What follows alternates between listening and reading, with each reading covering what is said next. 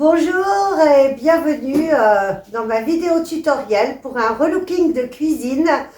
Je suis Isabelle, je suis conseillère Eleonore Déco et je sais que vous avez le projet de rénover votre cuisine, mais vous avez peur en fait de commencer à faire le travail parce que vous vous demandez si c'est compliqué et si vous avez, je dirais, les possibilités de rénover vous-même votre cuisine.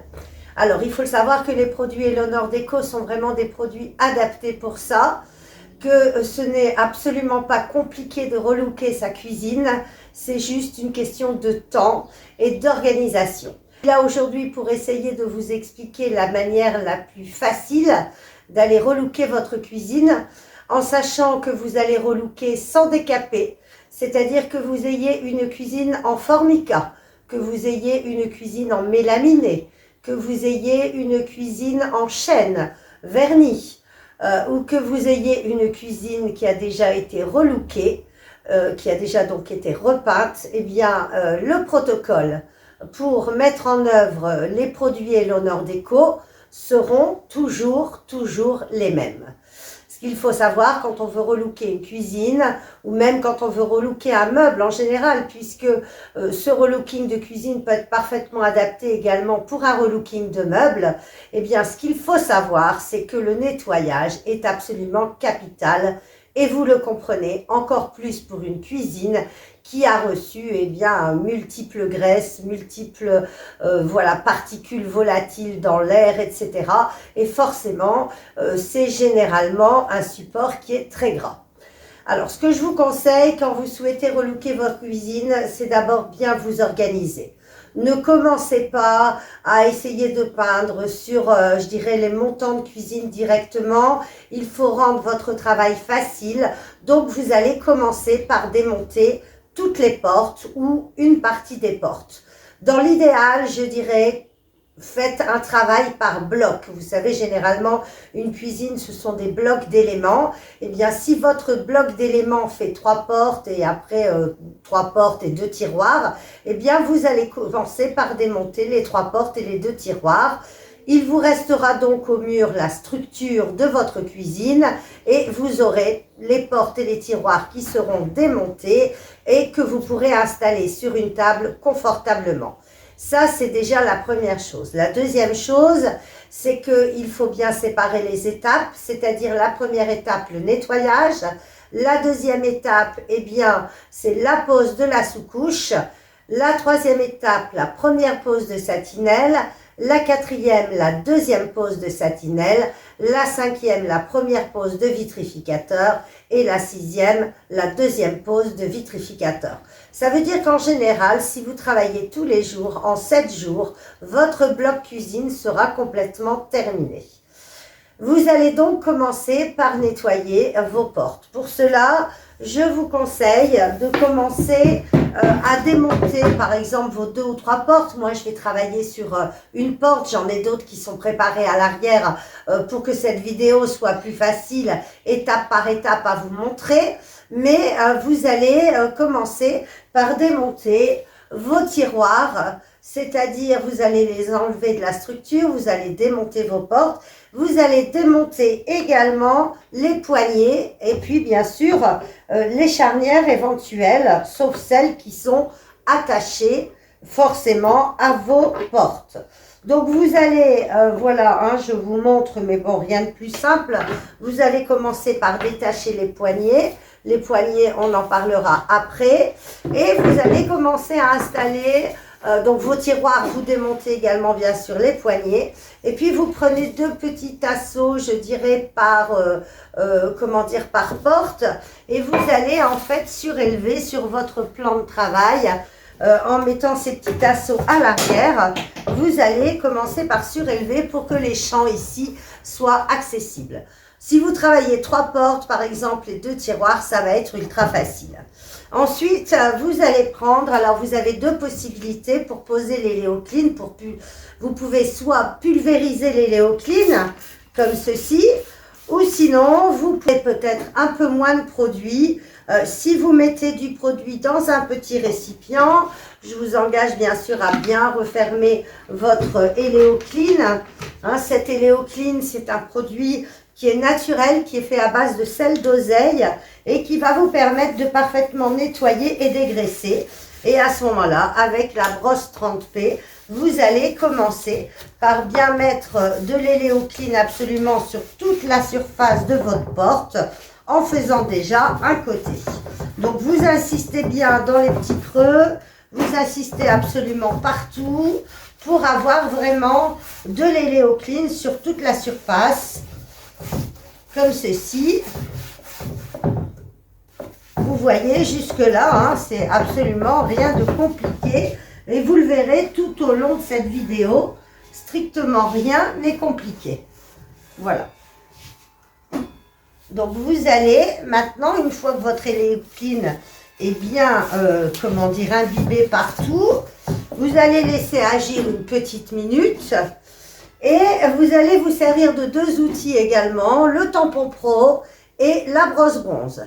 La brosse bronze pour aller faire les parties un petit peu plus difficiles, comme par exemple, vous voyez ici, nous avons des moulures, nous avons également ici des petites lignes de creux. Eh bien, on va commencer avec la brosse bronze par aller faire, ces côtés un peu difficiles. Vous voyez, vous allez... Alors là, c'était une porte qui a déjà été peinte, malheureusement avec une peinture qui n'était pas très adaptée.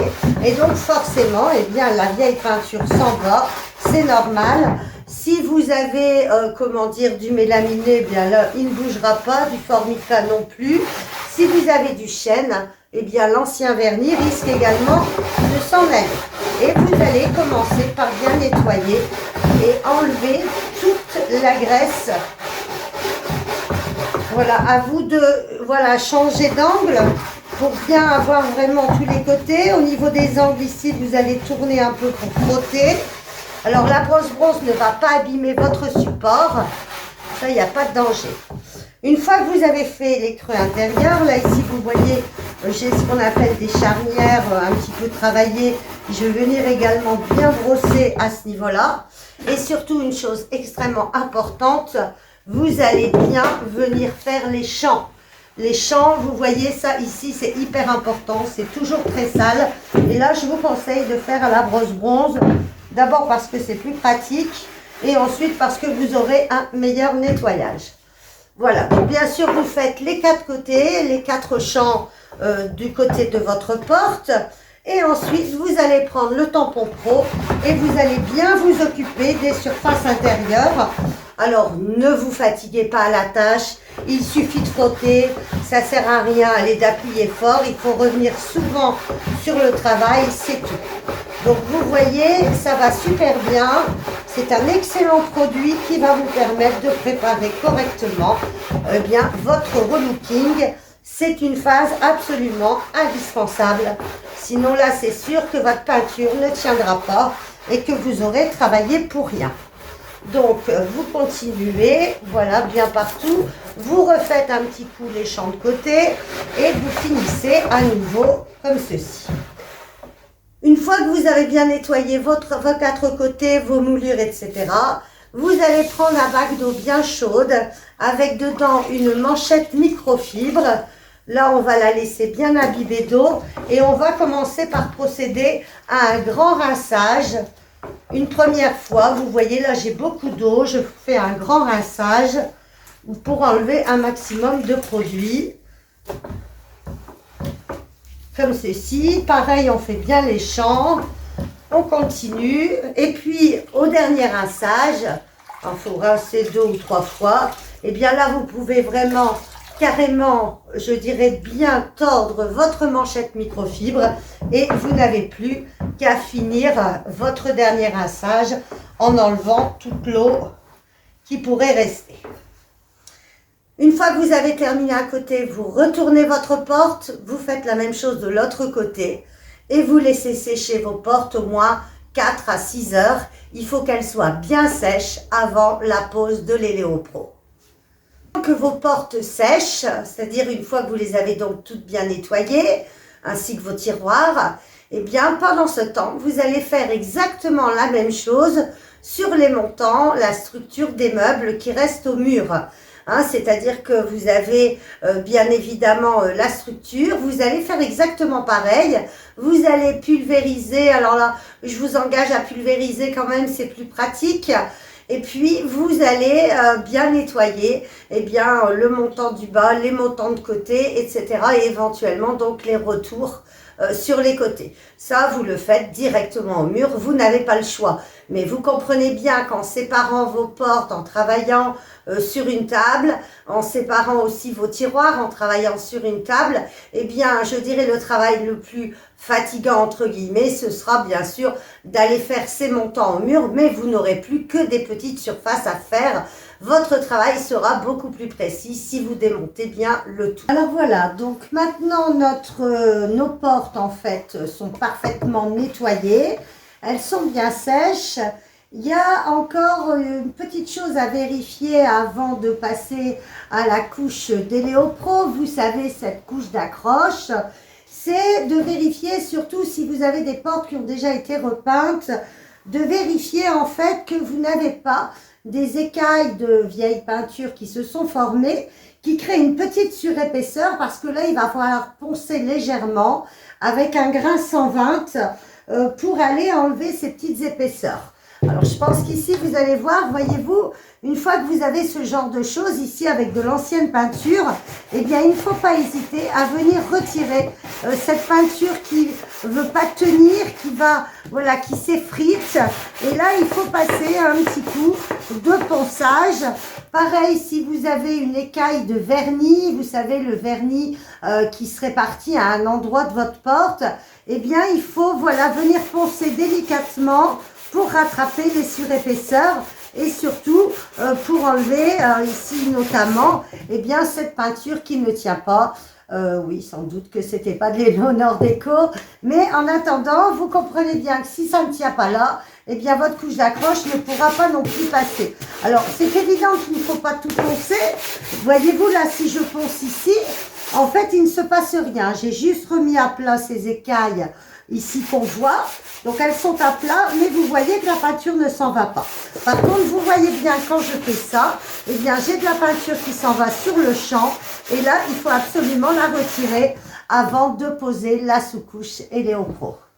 Donc voilà, vraiment ma porte là est bien prête, c'est-à-dire qu'on a enlevé les petites écailles de peinture. On a poncé, juste passé, en fait, vous l'avez vu, juste passer la petite cale à poncer avec un grain 120 pour être sûr que les parties de peinture qui ne tiennent pas s'en aillent, pour être sûr éventuellement que tout est bien en place. Par contre, si vous avez un meuble qui n'a jamais été peint, à la limite, cette phase-là n'est pas forcément nécessaire. C'est surtout pour enlever de vieilles peintures. Hein. Là, c'est important. Et donc maintenant, votre meuble est nettoyé, vous avez vérifié que tout va bien et maintenant, vous allez pouvoir commencer la deuxième phase de votre relooking qui est aussi aussi importante, c'est la pose de l'Eléopro. Alors, comment bien poser l'Eléopro? Parce que vous l'avez compris, si vous mettez trop de charge, d'abord vous allez utiliser du produit pour rien et des épaisseurs de peinture, ce n'est jamais bon. Si par contre vous ne mettez pas assez de charge, eh bien votre Eléopro ne fera pas son rôle, c'est-à-dire ne sera pas une sous-couche suffisamment solide pour pouvoir recevoir ensuite la satinelle. Pour savoir si vous mettez suffisamment d'Eléopro, eh bien il y a une méthode très simple pour ça. C'est en fait d'utiliser votre brosse 30P et votre petit rouleau velours, je dirais de manière alternative. Vous allez voir, c'est très simple. Je commence par bien charger mon pinceau, vous voyez, je prends bien de la charge d'Eléopro. Je vais commencer par les côtés de mon meuble, c'est-à-dire je pose l'Eléopro directement sur le support. Voilà, je suis généreuse, mais j'en mets pas non plus, je veux dire, des tonnes, mais je mets suffisamment d'Eléopro. Et je vais maintenant, alors vous voyez, je le travaille bien pour aller dans les petits coins. Là, si vous avez des petites charnières, toujours faire attention de ne pas remplir les trous de charnière. N'hésitez pas à vous servir d'un petit coton-tige pour aller enlever le surplus. Et ensuite, vous prenez votre rouleau velours. Et là, c'est très important. Vous ne devez pas appuyer sur ce petit rouleau velours. Vous devez tout simplement rouler pour aller lisser. Vous voyez, vous roulez tout doucement pour lisser votre peinture. À partir de là, vous savez que vous avez une charge suffisante d'Eléo-Pro, que vous n'en aurez pas de trop et que vous allez avoir un bon fond pour venir après appliquer la satinelle. Au niveau des champs, toujours les travailler les uns après les autres. Alors vous voyez là, du coup, mon rouleau est un peu chargé. Je vais commencer par décharger le plus gros en mettant, sans recharger. Mais après, bien sûr, je reprends de l'Eléo-Pro. Je me sers non pas du plat du pinceau, mais du champ pour aller mettre justement sur le champ qui est plus fin. Je remets de l'Eléo-Pro et je vais relisser à nouveau. Tout doucement, sans appuyer. On n'appuie jamais sur le petit rouleau velours. On le laisse juste lisser. Et puis surtout, vous faites toujours très attention de repasser un petit coup de rouleau sans appuyer pour éviter les coulées, voyez-vous, de chaque côté. Voilà, on a fait déjà un premier côté. Et maintenant, c'est très simple. Vous allez faire le deuxième côté et le champ de la même façon. Le troisième côté et le champ de la même façon. Le quatrième côté et le champ de la même façon. Et vous terminerez par l'intérieur des portes, ce qu'on appelle le plat des portes, où là, de la même façon, vous allez bien poser votre Eléo-Pro. Attention de ne pas travailler par de très fortes chaleurs ou dans des pièces surchauffées parce que votre produit risque de sécher trop vite et va tirer. Et ça, ce n'est pas bon. Et donc, vous allez, voilà. Alors, vous voyez, je n'en mets pas absolument partout, mais je charge bien à chaque fois. Vous voyez, je trempe bien mon pinceau dans l'Eléo-Pro. Et là, je sais que j'ai suffisamment de dose. Je vais bien évidemment ici revenir sur les moulures intérieures. On a souvent des moulures ou un chapeau de gendarme. Je reprends de la peinture, j'en repose. Voilà, je reprends mon Eléo-Pro, j'en repose. Et je termine par lisser tout doucement. Plusieurs fois, vous voyez, c'est important de bien faire le mouvement plusieurs fois. Vous repassez dans ce sens-là. Vous faites attention aux coulées dans les angles en prenant votre rouleau comme ceci et en venant tapoter tout doucement pour retirer des charges et pour pas avoir de coulées. Une coulée, c'est grave. Pourquoi? Parce qu'une coulée très épaisse, à terme, si vous donnez un choc dedans, eh bien, c'est sûr que la coulée va sauter et va créer un impact de peinture inélégant. Hein. Donc, il faut vraiment éviter toute coulée. Et voilà, vous allez finir par poser votre Eléo-Pro.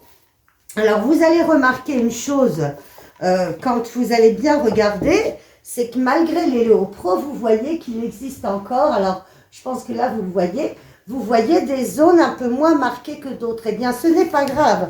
Ce n'est pas parce que votre Eléo-Pro n'a pas recouvert la couleur, parce que là, il y avait un bois poncé, tandis que le reste était encore avec l'ancienne peinture. C'est pas ce qui est important. Ce qui est important, c'est que vous ayez bien de l'Eléo-Pro partout. Et une fois par contre que vous en avez mis, vous ne repassez pas dessus, vous repassez. Alors là, bien sûr, ici, c'est parce que moi, je n'ai pas fait les 4 côtés d'abord, comme je vous l'ai expliqué. Mais quand vous avez terminé le plat, eh bien voilà, votre Eléo-Pro est bien posé. Vous allez donc, pendant que vos portes de ce côté-là sèchent, eh bien, aller faire de la même façon la pose de votre Eléo-Pro sur la structure du meuble qui reste au mur. Et je dirais 4 heures après, là vous n'êtes pas obligé d'attendre 12 heures, 4 heures après votre Eléo-Pro est sec, vous pouvez retourner votre porte et peindre la face intérieure de votre porte à l'Eléo-Pro. Et à partir du moment où vous avez terminé ça, vous devez laisser sécher 12 heures votre Eléo-Pro, que ce soit sur les portes, intérieures ou extérieures, et les montants. Votre Eléo-Pro doit sécher 12 heures avant la première couche de satinelle. Voilà, allez, vous pouvez vous mettre au travail. Alors, mon Eléo-Pro a bien séché 12 heures, que ce soit côté recto, côté verso, et sur donc des portes et sur les montants de la structure du meuble. Maintenant, on va commencer vraiment la partie agréable, parce que c'est vraiment là qu'on va se rendre compte de ce que va donner notre cuisine, c'est-à-dire la première couche de satinelle. Eh bien, on va recommencer exactement la même opération que pour la pose de l'Eléo Pro. C'est-à-dire qu'on va prendre son pot de satinelle. Ici, moi, en l'occurrence, c'est de la satinelle fenouil. Mais par rapport, je dirais, à vos choix ou à mes conseils, vous avez choisi une couleur de satinelle. Et vous allez commencer par bien mélanger le pot en le secouant comme ceci. Ça ne sert à rien de prendre vraiment un mélangeur, sauf si vous avez des très très gros pots, auquel cas vous prenez un mélangeur. C'est toujours très important de bien mélanger son Eléo Pro et sa satinelle. Hein, donc vous pouvez le faire soit avec un mélangeur directement dans le pot ou en secouant le pot si ce sont des petits pots de 500 ml. Vous ouvrez votre boîte de votre pot de satinelle et vous allez exactement procéder de la même façon. C'est-à-dire que vous allez prendre votre brosse 30P, vous allez venir par commencer de faire les côtés. Là, vous voyez, on recouvre, je dirais, les petits emplacements des vis. N'hésitez pas à prendre un petit cure-dent ou à prendre un coton-tige pour aller enlever le surplus de peinture dans les trous. Vous posez normalement, je veux dire, il faut recouvrir, vous voyez, votre meuble. Hein, il faut recouvrir vraiment toutes les zones de peinture et vous allez refaire la même chose, c'est-à-dire avec le petit rouleau velours, vous allez juste venir lisser sans appuyer, c'est juste lisser plusieurs fois comme ceci, vous le roulez tranquillement. Vous allez bien sûr repasser sur les champs. Vous voyez, la satinelle couvre extrêmement bien. Hein. En une couche déjà, vous avez un beau résultat.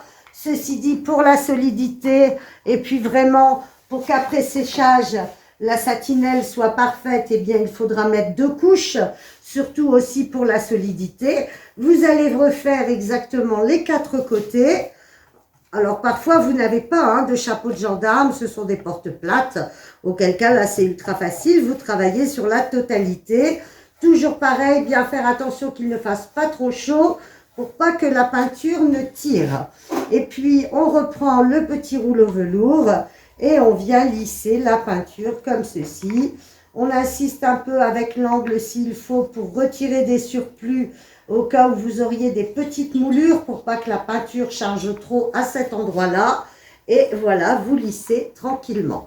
Vous faites bien sûr les 4 côtés. Ensuite, vous vous occupez de l'intérieur. Vous allez, pareil, bien poser de la satinelle absolument partout, comme ceci. Vous commencez bien par les côtés, éventuellement les moulures, les chapeaux de gendarme, comme ceci. Vous mettez de la peinture sur le plat. Là, ici, en l'occurrence, moi, je vais faire rentrer ma peinture dans les petites rainures intérieures. Je vais commencer par ça, d'ailleurs. Toujours commencer par tout ce qui est moulure, aspérité, etc. Voilà. Un petit peu de peinture au milieu. Un petit peu de peinture à nouveau ici. Et encore un peu ici. Alors, les peintures Eleonore Déco sont des peintures à très très haut rendement, c'est-à-dire que vous utilisez très peu de peinture au mètre carré pour avoir un beau résultat. On n'appuie toujours pas sur le rouleau. Vraiment, j'insiste, n'appuyez pas, roulez juste votre petit rouleau. Toujours attention ici aux angles. Et puis, on reprend le petit rouleau comme ça pour éviter de charger de la peinture trop, d'avoir des coulées sur les côtés.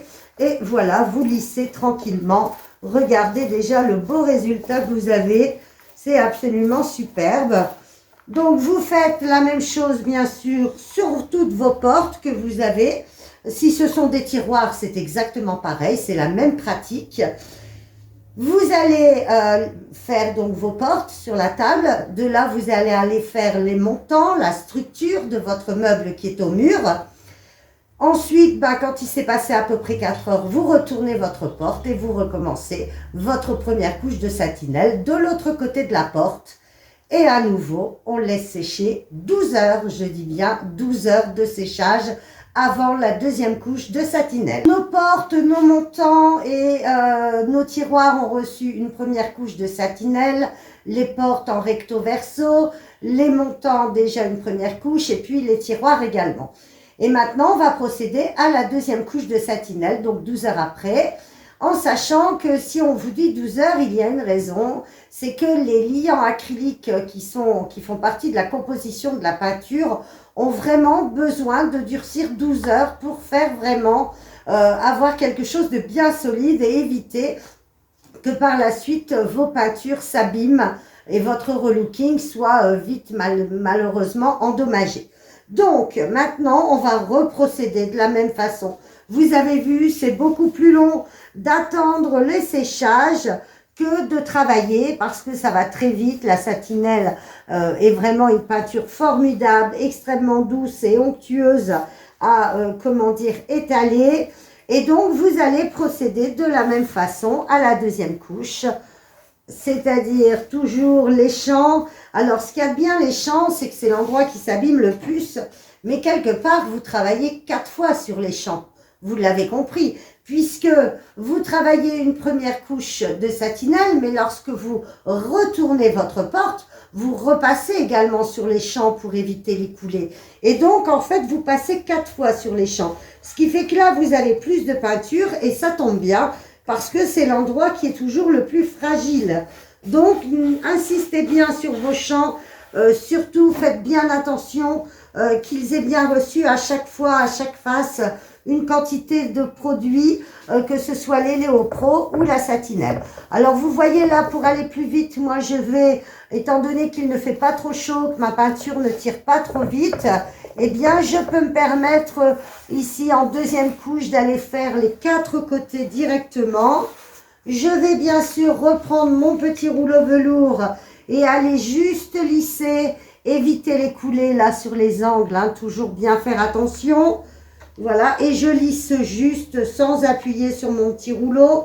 Je lisse ma peinture pour qu'elle soit parfaitement homogène, parfaitement étalée, qu'il n'y ait pas de coup de pinceau. Ça, c'est hyper important. Toujours bien faire son travail de manière douce, délicate. Pas de coup de pinceau, pas de reprise de peinture. Vous voyez, ça va absolument tout seul. Regardez, je le fais en direct. Là, je vais faire la porte tout entière. Il faut même pas 3 minutes pour peindre une porte. Malheureusement, il faut 12 heures pour sécher, mais c'est le prix à payer pour avoir un relooking qui tienne bien dans le temps. Donc pareil, on étale bien sa peinture. Remarquez qu'en deuxième couche, vous utilisez beaucoup moins de peinture. Donc ne vous inquiétez pas. Si vous avez acheté un kit et que je vous ai conseillé une quantité de peinture, vous en avez normalement bien assez. Si vous chargez, comme je vous l'explique, ni trop ni trop peu, eh bien vous aurez suffisamment de peinture pour faire tout votre relooking de cuisine. Voilà, si vous avez des doutes sur les quantités, moi je suis là pour vous renseigner. Ici, bien dans les creux, évitez les coulées. On met le petit rouleau en angle, on relisse une dernière fois sans appuyer. Et c'est terminé, votre porte est peinte. Vous n'avez plus qu'à attendre 4 heures pour la retourner et mettre la deuxième couche de l'autre côté. Vous procédez pareil sur les montants, vous procédez pareil sur les tiroirs. On attend 12 heures et après, ce sera la première pause du vitrificateur. Néanmoins, à ce stade, si vous avez envie d'une cuisine patinée ou si vous avez envie de faire un décor au pochoir, eh bien, c'est à ce stade, après le séchage donc de la deuxième couche, après les 12 heures de séchage de la deuxième couche, qu'il faudra faire soit cette patine, soit ce pochoir. Mais bien évidemment, là, ça fait partie d'une autre vidéo. Voilà, ma deuxième pause de satinelle est faite. Autant dire que le travail est pratiquement terminé. Maintenant, vous l'avez compris, il va falloir bien protéger le tout. Et pour ça, vous avez le vitrificateur de chez Léonore Déco. Ce vitrificateur existe en satiné ou en mat. Alors, pour les meubles éventuellement de salon, etc., je vous recommande, si vous préférez un aspect mat, bien sûr, de prendre le vitrificateur mat. Par contre, pour une cuisine, en général, je préconise tout le temps le vitrificateur satiné. Tout simplement parce qu'une cuisine, c'est un petit peu plus gras. Et le vitrificateur satiné, eh bien, marquera moins éventuellement les traces de doigts, etc. C'est un produit qui sera plus facile d'entretien dans une cuisine. À ce titre, après, lorsque votre cuisine est terminé, que vous avez mis votre vitrificateur, eh bien sachez que pour l'entretien, il faut bien évidemment ne pas utiliser de produits détergents qui soient trop, trop puissants. Et donc, moi, je vous conseille d'utiliser tout simplement de l'eau savonneuse, c'est-à-dire de mettre un petit peu de produit vaisselle ou du savon de Marseille dans une petite, dans un petit seau d'eau, et puis d'aller tout simplement avec votre manchette microfibre, eh bien nettoyer régulièrement votre cuisine, juste avec un petit peu donc d'eau savonneuse et le rincer. Vous n'avez pas besoin de plus pour l'entretenir. La petite trace de graisse partira tout de suite à l'eau savonneuse grâce au vitrificateur. Alors, une petite chose aussi que j'ai oublié de vous dire, bien évidemment, quand vous avez terminé votre travail, vous devez bien rincer vos outils. Tous les outils se rincent à l'eau. C'est une peinture qui est respectueuse de l'environnement, donc aucun souci pour nettoyer vos pinceaux dans l'évier. Bien sûr, toujours bien nettoyer votre évier après, parce que la satinelle est quand même une peinture qui accroche bien. Et donc, vous pouvez tout à fait bien les rincer à l'eau savonneuse ou utiliser le pinceau-net pour rincer vos outils. Et puis, si par contre, vous étiez dérangé juste un petit quart d'heure pendant votre travail pour éviter que vos outils sèchent et sans pour autant les laver complètement, eh bien, mettez-les dans un petit sac plastique humidifié. Vous fermez bien le sac plastique et vos pinceaux et votre rouleau pourra attendre un petit quart d'heure sans aucun problème. Donc maintenant, on va poser la première couche de vitrificateur. Toujours de la même façon, vous voyez, le processus est hyper simple. Il n'y a rien de compliqué, bien sûr. J'ai bien secoué avant mon pot de vitrificateur ou vous le mélangez avec un mélangeur. Et maintenant, de la même façon, vous allez poser votre vitrificateur. Alors là, en sachant que, vous voyez, je suis un peu plus généreuse sur le produit et je tiens mon pinceau un peu à plat pour vraiment en mettre généreusement. Alors parfois ce produit fait un petit peu de blanc, il est beaucoup plus liquide, vous vous en apercevez, que la satinelle, mais par contre il va super vite à poser. Voilà, hop, toujours pareil, hein, on insiste bien sur les champs et on les fait donc 4 fois quand on fait le recto verso des portes. Bien mettre du vitrificateur partout, le petit rouleau velours, toujours qui a bien été essuyé et essoré avant, une fois que vous l'avez lavé, et sans appuyer, vous allez tout simplement venir lisser pour éviter les coulées, alors là qui serait plus importante, tout simplement parce que le produit est un peu plus liquide, donc toujours bien faire attention de bien lisser pour éviter les coulées. Vous faites les 4 côtés, vous faites l'intérieur, vous l'avez compris, c'est toujours le même geste, c'est toujours les mêmes opérations. On laisse sécher 4 heures. Pendant ce temps-là, on va faire les montants, on fait des tiroirs, on fait d'autres portes. Et puis, 4 heures après, on peut retourner les portes pour aller poser la première couche de vitrificateur. Et à nouveau, on attend 12 heures avant la dernière couche de vitrificateur. Là, je ne vous le montrerai pas. C'est exactement la même chose. Donc, 2 couches de vitrificateur à 12 heures d'intervalle. Toujours le même système. Donc, vous l'avez compris, c'est vraiment un produit, les produits Eleonore Deco sont vraiment des produits avec lesquels vous allez relooker facilement. C'est un protocole simple à mettre en œuvre avec, par contre, bien évidemment, je dirais une mobilisation de vos meubles pendant à peu près 7 jours, 6 à 7 jours, en fonction si vous voulez faire une patine ou pas de patine, de la déco ou pas de déco. Mais pendant 7 jours, c'est vrai que vous immobilisez votre meuble, mais ça vaut la peine parce qu'après, vous avez vraiment des produits qui tiennent bien et qui vont durer dans le temps si vous les entretenez régulièrement. Et puis alors maintenant, une fois que votre relooking est terminé, vous allez pouvoir reposer les portes, bien sûr, et les tiroirs. Vous pouvez, si vous le souhaitez, au niveau des poignées, eh bien les repeindre exactement selon le même processus. Eléo Clean pour nettoyer, Eléo Pro en sous-couche, 2 couches de satinelle, 2 couches de vitrificateur, toujours à 12 heures d'intervalle. Et auquel cas, vous pourrez réutiliser vos anciennes poignées ou pourquoi pas aller changer par des poignées un petit peu plus modernes que vous achetez dans le commerce. Une fois que vous avez remonté votre cuisine, eh bien là, sachez que pendant 15 jours, enfin votre cuisine ou votre meuble, sachez que pendant 15 jours, il ne faudra pas trop solliciter le meuble, c'est-à-dire faire attention quand vous ouvrez les poignées, de ne pas aller faire trop de griffures avec vos ongles, de ne pas bien sûr mettre une poêle sur le côté, je dirais, de la porte.